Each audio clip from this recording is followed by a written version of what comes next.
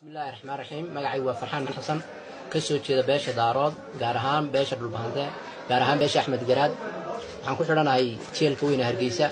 halkaas oo muddo 9 sanadood aan ku xidhanahay muddada 9 sanadood waxaan u xidhanahay mag 9 sanadood beesheeda waan la hadlayay Axmed Garaad magtaana inay iga bixiyaan waan ka waayay oo iga bixin waayeen sidaa darteed marka 9 sano oo kamid ah umrigeyga aan ku dhameystay jeelka waxaan go'aansaday inaan fariinteyda gaarsiiyo dhammaan beelweynta daarood meel kasta ay joogaan dal iyo dibadba madaxdooda iyo maxaan ku raahdaa mudanayaashoodaba sidaa darteed waxaan ka codsanayaa beesha daarood cid kastoo hadalkayga gaaro oo kamid ah inay ii soo gurmadaan magtaana ay iga bixiyaan waxaan ahay aabe 4 carruur leh qayb kamid ah carruurteed waxay dhasheen intaan jeelka ku jiray mana aan nasiibna umaanan helin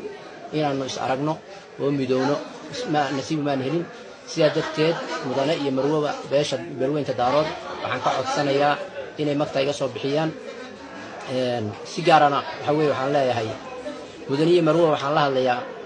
magaca daaroode muddo badan nin xidhan baan oo mooralkii jabaye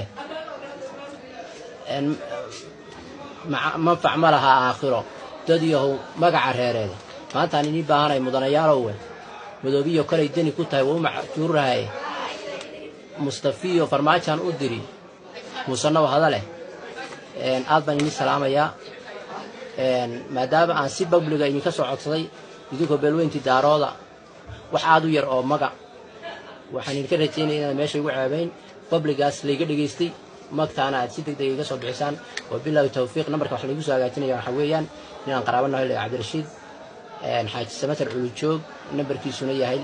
2522 sagaal hal 41 waa 2522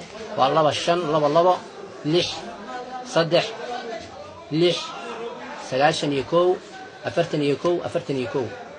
waa 2522 3 وبالله التوفيق. السلام عليكم.